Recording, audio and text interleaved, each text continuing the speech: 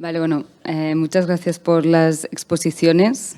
Yo creo que después de Ricard ya me retiro y ya no hablo en la siguiente. No, es broma, pero bueno, sí que tiene muchos puntos en común.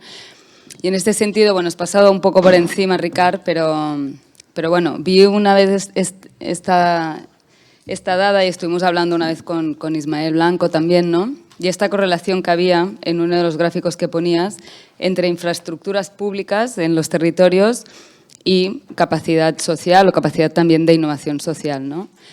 Y bueno, si podrías profundizar un poco más en esta idea, ¿no? Que creo que es una variable que no siempre se tiene en cuenta, ¿no? Es decir, cómo influye eso, ¿no? La segregación o el desarrollo social comunitario en los territorios en función también de cuál es el grado de inversión pública en equipamientos, etcétera, ¿no? Me parece que no es una dada que siempre la tenemos en cuenta, pero me parece relevante y si podías enfatizar un poco en ella.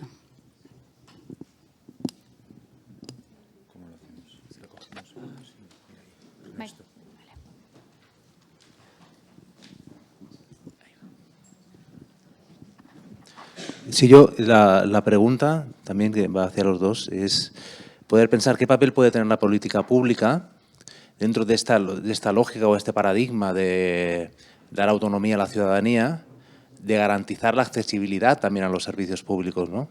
Esta responsabilidad pública, ¿no? De democratizar el acceso, ¿no? Entendiendo que son servicios públicos gestionados por la ciudadanía, pero que han de responder a una lógica pública también, ¿no? De universalización del acceso, ¿no? Entonces, ¿qué mecanismos, qué formas hay, cómo se está gestionando, ¿no? Desde la política pública esta idea?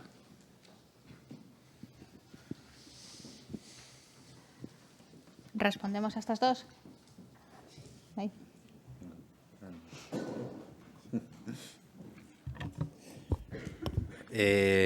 Bueno, lo que comentaba Laia, ¿no? Yo creo que hay dos elementos que surgen. Por una parte, esa relación, ¿no? Entre las prácticas de innovación social y las vulnerabilidades en el territorio. Muchos territorios con alta vulnerabilidad, ¿no? Tienen pocas capacidades, ¿no? Para articular procesos de innovación social, ¿no? Y, en cambio, territorios poco vulnerables pero con un capital social y relacional muy fuerte, ¿no? Operan como motores de innovación social. Si eso es así, se genera un nuevo eje de desigualdad en el territorio. Y, por lo tanto, el reto, ¿no? Desde las políticas públicas de proximidad, ¿no? De generar algún tipo de estrategia que permita también sentar bases, ¿no? Propicias, ¿no? A la articulación comunitaria y a la innovación social en barrios de alta vulnerabilidad, ¿no? Eso lo planteamos como un reto, pero que nos parece central. Y, por otra parte, y para ser muy breve, ¿no? La relación entre las infraestructuras sociales, los equipamientos de proximidad públicos, por una parte, ¿no? El tejido asociativo tradicional, por otra, y las prácticas de innovación social, por otra, en un mismo territorio, son relaciones a veces tensas, conflictivas, no fáciles, ¿no? Puede haber una hipótesis que la presencia de infraestructura social sea generadora, ¿no? De entornos, de ecosistemas propicios a la innovación social. Pues no siempre pasa. A veces determinados equipamientos de proximidad que no han incorporado una lógica comunitaria y que de alguna manera se blindan, ¿no? Ante el territorio a partir de una lógica estrictamente sectorial de prestación de un servicio, etcétera, pues pueden incluso debilitar, erosionar, ¿no? Las prácticas de innovación social en el territorio. Hay algunos casos en el que eso sucede y, por lo tanto, desiertos de innovación social con fuerte densidad institucional, ¿no? O ayer lo comentábamos también, las complejidades a veces de la relación entre lo asociativo tradicional y lo social innovador, ¿no? Por lo tanto, seguramente identificar, ¿no? Esas relaciones y qué tipo de respuestas pueden darse para propiciar, ¿no? Una infraestructura social generadora de innovación o una relación, por lo menos empática, entre lo tradicional y lo nuevo, creo que es importante, ¿no? Y, Ernesto, lo que comentabas de la universalidad, bueno, pues sí, creo que está también la respuesta en tu pregunta, ¿no? Es importante que esa lógica de universalidad real, ¿no? Del estado de bienestar territorializado esté plenamente garantizada. Formalmente eso sucede, ¿no?, en algunas redes educativas sanitarias. En la práctica seguramente sucede un poquito menos, porque sí que es verdad que las redes escolares están universalizadas, pero con un alto componente de segregación, que las prácticas educativas extraescolares todavía hoy, ¿no?, son fuertemente excluyentes de algunos colectivos, o determinadas redes, como por ejemplo la educación infantil, que no están universalizadas, ¿no?, y que realmente su universalización yo creo que debería ser un elemento absolutamente prioritario de cualquier agenda de estado de bienestar territorializado, ¿no? Pero plantea también la lógica de la gestión de servicios públicos en dinámicas autónomas, ¿no?, ciudadanas también. Ya, es decir, ¿cómo garantizar garantizar un valor la de autonomía universalidad en la gestión ciudadana. Sí, esa es una de las grandes preguntas, ¿no?, de cómo la gestión ciudadana mantiene el valor de la universalidad, o incluso va más allá, ¿no?, y puede operar como un motor de desegregación, ¿no?, en el acceso a... Bueno, seguramente aquí es un proceso de aprendizaje, pero es verdad que los protocolos de acuerdo, ¿no?, entre lo público y lo comunitario deben estar muy claros, ¿no?, dejando ese valor como fundamental en cualquier estrategia de gestión ciudadana de una república, ¿no? Bueno, yo para animar un poco la tarde voy a decir una cosa que nos va a gustar. Voy a pecar contra una de las palabras mágicas de la acción comunitaria, ¿no? Y la palabra es: los equipamientos no existen. No existe eso. Existen servicios. Es decir, un hospital no es un edificio. Un hospital es un servicio que tiene un edificio. Y yo no conozco ningún edificio público que no pertenezca a alguna rama, a cultura, a servicios sociales o a educación o a algo, ¿no? En ese sentido, la idea de equipamiento a veces nos engaña un poco, porque realmente es un servicio donde hay unos profesionales públicos o los que fueran, que en principio pertenece a una rama sectorial, ¿no?, del estado de bienestar. Yo creo que hemos hecho mucho el discurso de que las personas somos únicas y todo tiene que estar integrado, integral, y no tiene que haber departamentos. Y, sin embargo, la historia del estado de bienestar territorializado es la historia de los departamentos. Y dijéramos de que cada uno de esos ramas tiene un bien protegible y se encarga de ese bien, ¿no? Y se encarga de la salud, o del conocimiento, o del alojamiento, o de la subsistencia. Yo creo que eso tenemos que, esa lección la tenemos que volver a repetir, ¿no? Porque ese día faltamos a clase a algunas personas y es importante, porque además esta mañana se ha mencionado el Sistema Nacional de Salud, el británico, que es como el paradigma un poco de un desarrollo del estado de bienestar. Yo suelo pensar que cuando nace el Sistema Nacional de Salud en el Reino Unido es un milagro. O sea, no estaba dicho que las médicas y los médicos iban a dejar de disciplinar. O sea, la medicina era una profesión tremendamente liberal y anárquica, pero de pronto pasó algo tan mágico como que dentro de una burocracia pública había un profesional liberal que era la médica, el médico, con una capacidad de prescripción facultativa.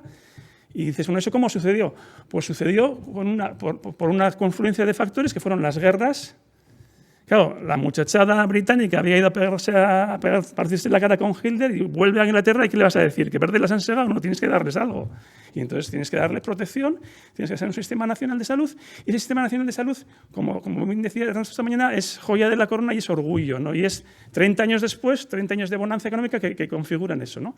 Y hay que aprender algunas cosas de las primas y primos de salud, porque en la pandemia las primas y primos de salud han sido los que han marcado la agenda. Ellos han definido lo que era un problema social. Ellos nos han dado prescripciones tan brutales como con quién vas a cenar en Nochevieja, y lo hemos cumplido.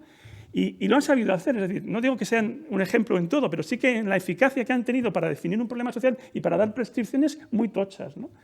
Y ahí, a mí me parece que hay una clave que es la caja negra. Es decir, cualquiera de las personas que estáis aquí tendéis a hacer caso a alguna médica o médico en cosas de salud.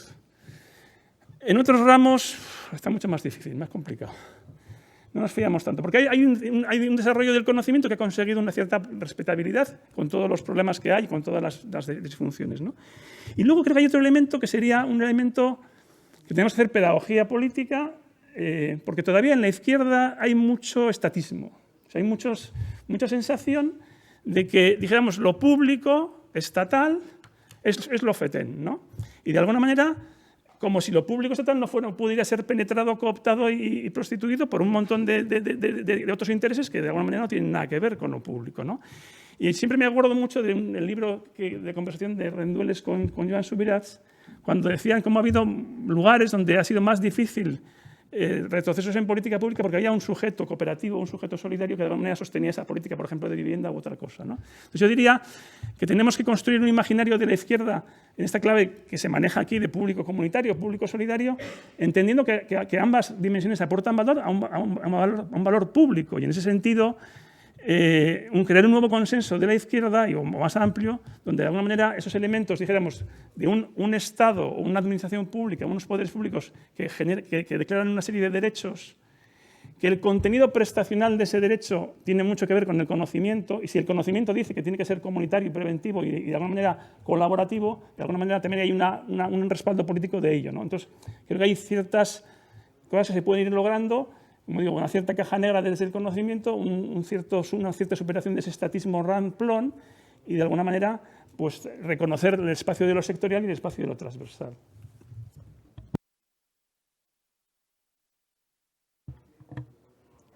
Oso ondo, beste galderaren bat, hausnarketaren bat, oraindik ditugu 10 minutu inguru edo. Tenemos otros 15 minutos, seguro que alguien quiere compartir alguna pregunta, alguna reflexión.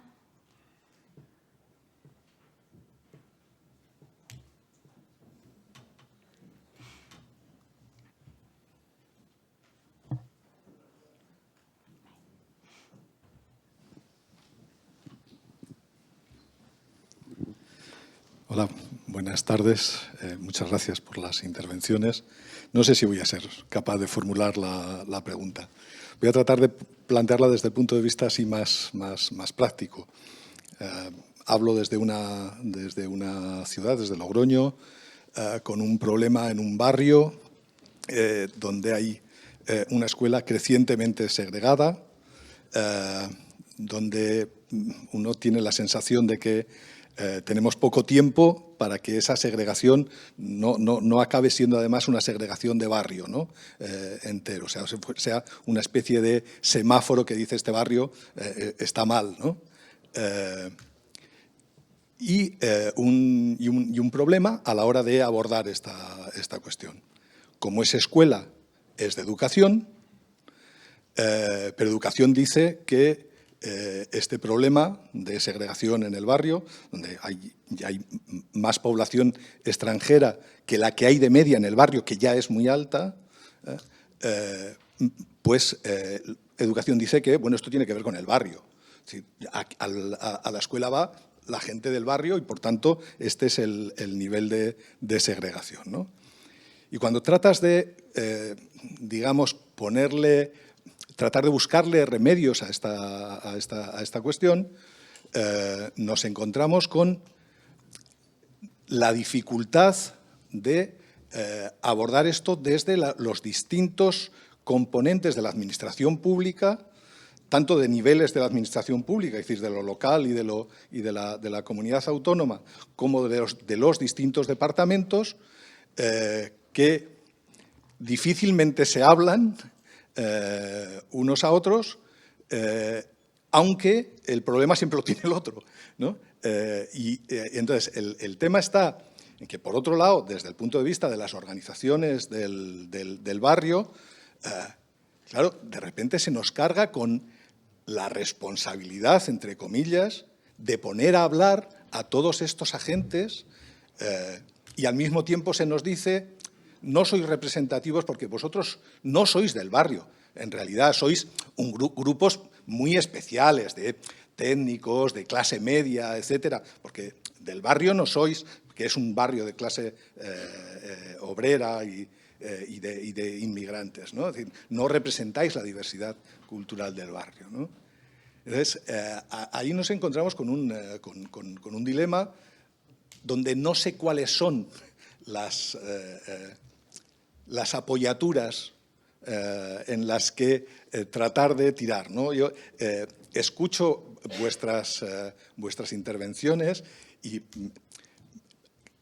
cuadriculan bien, digamos, conceptualizan muy bien los distintos componentes, pero cuando trato de ver cómo eso se mezcla y se genera fuerza vital, digamos, para impulsar la transformación, me llama a pedir auxilio. ¿Qué se hace?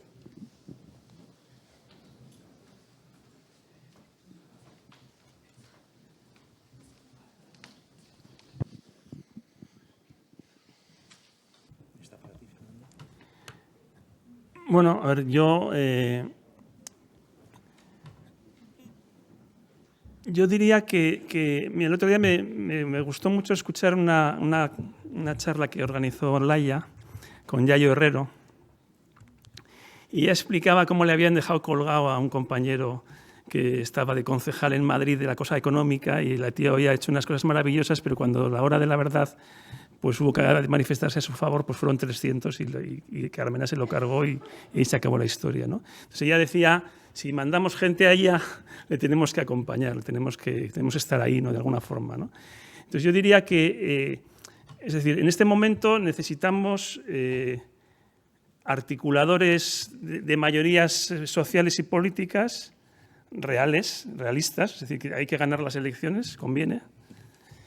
Y eso yo creo que es verdad que ha señalado Ricard algunos temas de agenda que son interesantes ahí, ¿no? En el sentido de que hay temas que dividen, hay temas que agrupan, hay temas que son muy críticos. En este momento, yo por lo menos a mí me viene mucho a la mente el binomio cuidados-vivienda, en el sentido de que si realmente son el cuarto y el quinto pilar del estado de bienestar que tenemos que montar, si realmente ahí tenemos un reto, que yo lo veo además muy unido, porque en el fondo, en este momento, las personas mayores, que son muchos votos en este país, no solo están pensando en pensiones, están pensando en el binomio cuidados-vivienda. Y la vivienda opera como una especie de elemento de seguridad para los cuidados, porque de alguna manera la gente sabe que los cuidados no están resueltos. Y eso alienta este sistema, dijéramos, de que otras personas se apuntan a ese carro del rentismo y al final el tema de la vivienda, con mucha vivienda, diríamos, en manos de gente que la considera como un patrimonio a rentabilizar y no como un bien de primera necesidad, es muy problemático. Y además, como digo, planificar los cuidados, ¿qué tengo que hacer? Residencias, tengo que hacer cohousings, tengo que hacer viviendas particulares. ¿Cómo vamos a organizarnos para eso, ¿no? Entonces, yo diría que hay que buscar temas que permitan generar nuevas coaliciones que pueden tener cierto elemento mayoritario para acompañar desde las instituciones algunos procesos, ¿no? Yo creo que las compañeras y compañeros que están en este momento en ayuntamientos, en gobiernos autonómicos, en el mismo gobierno español, bueno, pues creo que están rindiendo muchas y muchos de ellos un buen servicio a las causas que se hablan aquí, desde un sitio que es imprescindible que se haga. Por tanto, diríamos, a esa gente, como digo, hay que acompañarla, también hay que exigirle, también hay que cuestionarla, pero hay que reconocer el papel que tienen. Y yo creo que sin esa cobertura, luego, diríamos, en el territorio estás muy vendido, ¿no? También es verdad que, como hemos dicho, en el territorio hay que estar, y muchas veces hay que estar en ese borde, dijéramos, de lo legal o de lo ilegal o de lo conflictivo, un poco el triángulo que dibujaba Ricard, ¿no? Entonces yo creo que vamos a perder muchas batallas en ese sentido, pero también vamos a ganar algunas. Y como digo, en una situación, dijéramos, como caótica, de extralimitación que estamos viviendo, de que no sabemos por dónde nos va a dar el aire, pues, o sea, yo, por ejemplo, no me hubiese imaginado que la respuesta a una crisis pospandémica y guerra hubiera sido los fondos que se están manejando Next Generation, con todas sus críticas y sus problemáticas, pero es decir, ¿y cómo se ha manejado eso? Pues bueno, la historia no estaba escrita, porque en 2010 se hizo otra cosa, ¿no?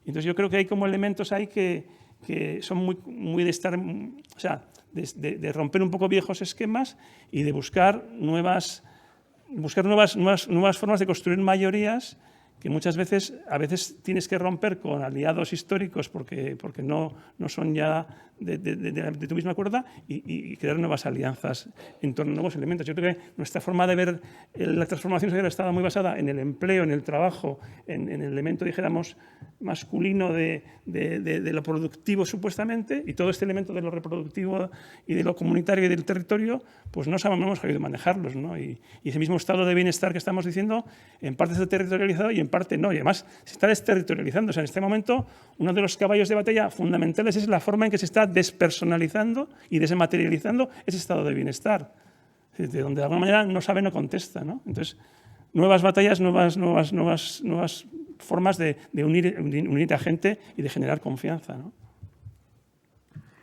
Yo, brevemente, volviendo al caso concreto que comentabas de esa escuela segregada en un barrio frágil, vulnerable, seguramente es un ejemplo paradigmático donde se conjugan esos tres ejes que hablábamos de desigualdad social, segregación en el territorio y desvinculación comunitaria, ¿no? Creo que es bueno que la escuela refleje la composición sociocultural del barrio. Ahora, es importante que esa escuela tenga los instrumentos, las herramientas para poder gestionar esa diversidad y, por lo tanto, seguramente es necesario enriquecer esa escuela de perfiles interdisciplinares, ¿no?, más allá de los tradicionales, repensar la escuela. Y, en segundo lugar, solamente en la escuela seguramente no hay solución. Hay una solución que pasa por más barrio, más interconexión escuela-barrio. Los parques del barrio como patios escolares y los patios de la escuela abiertos al barrio, para poner un ejemplo, ¿no? Yo creo que transitar esas transversalidades y esas complejidades también desde las respuestas es absolutamente necesario para dar respuesta, digamos, a una realidad que no es nueva, pero que sí emerge con mucha más fuerza, ¿no? Seguramente es la que comentabas.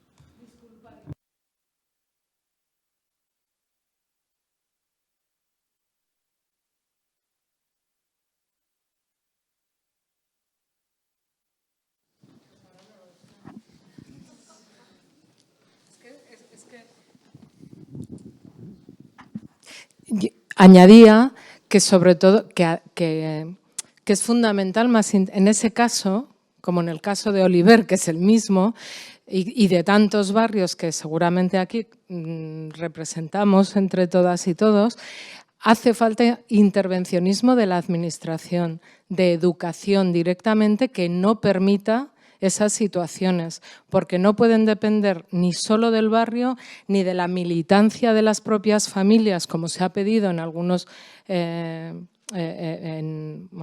es que no voy a significar a ningún colegio ni a ningún barrio en particular, pero si no es la administración la que tiene como objetivo revertir esa situación de esos colegios gueto, lo que hacen es cargarse todo el sistema de dinámica del barrio entero, porque esos chicos y chicas que van a ese colegio son los que luego quedan ahí.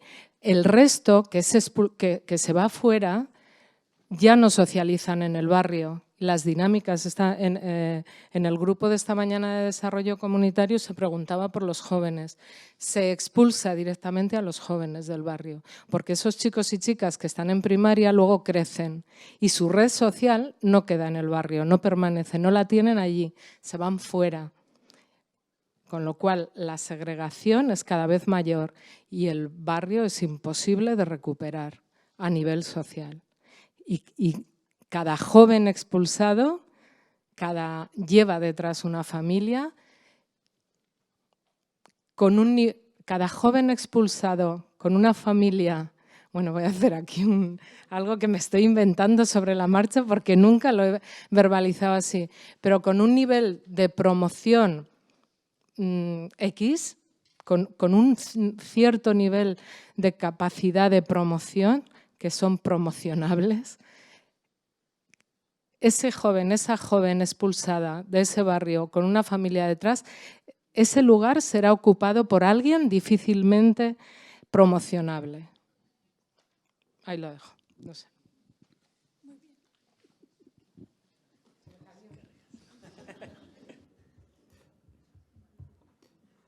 Sí, yo solo para complementar, estoy totalmente de acuerdo con lo que comentabas. Cuando yo hablaba precisamente de fortalecer, de enriquecer el proyecto educativo de la escuela, hablaba de política pública y de decisión pública y pues, utilizando tu terminología de intervencionismo de la Administración, ¿no? Totalmente de acuerdo.